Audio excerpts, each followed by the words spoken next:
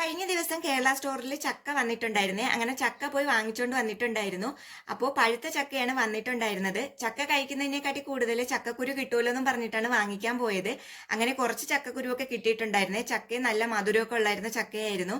അങ്ങനെ പിറ്റേന്ന് ചക്കക്കുരുവൊക്കെ എടുത്ത് വെയിലത്ത് വെച്ച് ഞാൻ ഉണക്കിയെടുക്കാൻ വേണ്ടിയിട്ട് നിരത്തിയൊക്കെ വെച്ചു കൊടുത്തിട്ടുണ്ട്. അപ്പോൾ ഇനി ചക്കക്കുരു വേണമെങ്കിൽ നാട്ടിൽ പോയിട്ട് വരുന്ന സമയത്ത് ഇതൊക്കെ കൊണ്ടുവരാൻ പറ്റുള്ളൂ. ഇപ്പം ചക്കയുടെ സീസണൊക്കെ തുടങ്ങിയത് കാരണം നാട്ടിൽ ഇങ്ങനെ ചക്കയൊക്കെ വെട്ടുന്ന സമയത്ത് അമ്മയും അച്ഛനും ചക്കക്കുരുവൊക്കെ എടുത്ത് മാറ്റി വെക്കേ.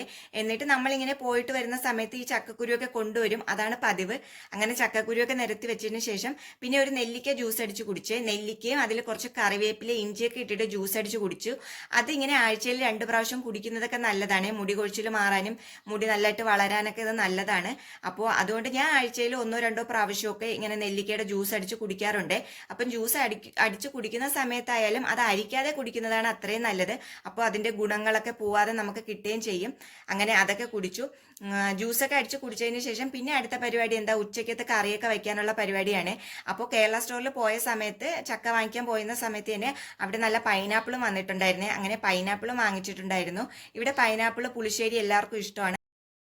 അതുകൊണ്ട് ഇന്ന് പുളിശ്ശേരി തന്നെ വെക്കാമെന്ന് വിചാരിച്ചു. അപ്പോൾ കുറച്ച് പൈനാപ്പിളും അതിൻ്റെ കൂടെ കുറച്ച് കുമ്പളങ്ങയും കൂടെ ഇട്ടിട്ടാണ് ഇന്ന് ഞാൻ പുളിശ്ശേരി വെക്കുന്നത്. ബാക്കി പൈനാപ്പിൾ അങ്ങ് വെച്ചിരുന്നാൽ വേറൊരു ദിവസം ഉണ്ടാക്കാമല്ലോ എന്ന് വിചാരിച്ചു. അങ്ങനെ പൈനാപ്പിളൊക്കെ കട്ട് ചെയ്ത് എടുക്കുന്നുണ്ട്. നല്ല മധുരം ഉണ്ടായിരുന്ന പുറത്തുചക്കയാണ്. അപ്പോൾ നമ്മുടെ നാട്ടിൽ ഇതിനെ പുറത്തുചക്ക എന്നാണ് പറയുന്നത്. അങ്ങനെ അതൊക്കെ കട്ട് ചെയ്തെടുത്തു.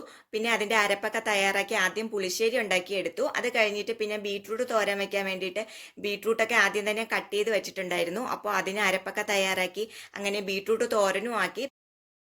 പിന്നെ കുറച്ച് മഷ്റൂം ഇരിപ്പുണ്ടായിരുന്നേ. അത് മെഴുക്കുരട്ടാൻ വേണ്ടിയിട്ട് എടുത്തിട്ടിട്ടുണ്ട്. അപ്പോൾ എൻ്റെ ഇളയ മോനാണെങ്കിൽ മെഴുക്കുരട്ട് നല്ല ഇഷ്ടമാണ്.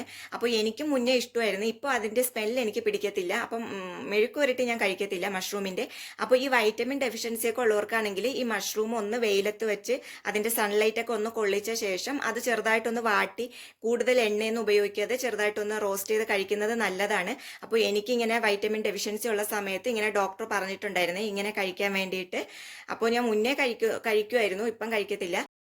അപ്പോൾ ഇന്നത്തെ നമ്മുടെ ഉച്ചവിൻ്റെ കറികളൊക്കെ ആയിട്ടുണ്ട്. അപ്പോൾ ഇന്നലെ ചിക്കൻ വാങ്ങിച്ചതിൽ കുറച്ച് ചിക്കന് ബാക്കി ഉണ്ടായിരുന്നേ. അപ്പോൾ അതും ഉണ്ടായിരുന്നു.